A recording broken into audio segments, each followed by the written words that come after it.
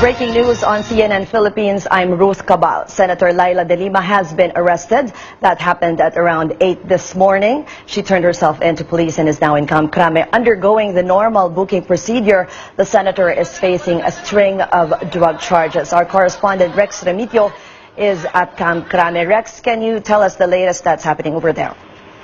Yes, Ruth, we're still outside the CIDG office where Senator Laila De Lima is undergoing booking procedures. Security is tight. We're not allowed to get near the CIDG office.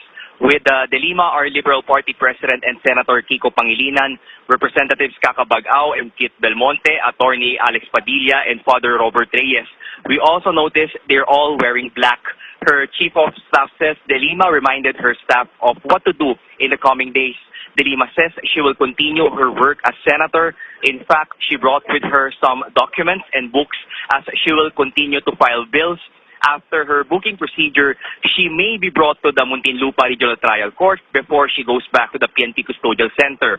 Father Robert Reyes, however, saying that Senator Laila De Lima is requesting that she'll not be, physically join the CIDG during the return of warrant to Muntinlupa Court.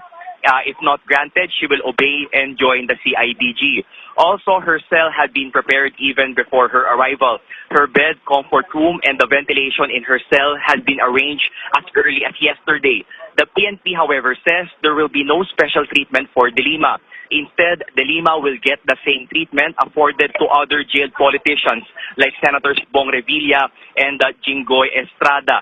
She was also assured of her security, this after she earlier requested that she be detained inside a military camp. But for now, De Lima is in a good condition, and she's just insisting that she will continue her fight all the way till the end.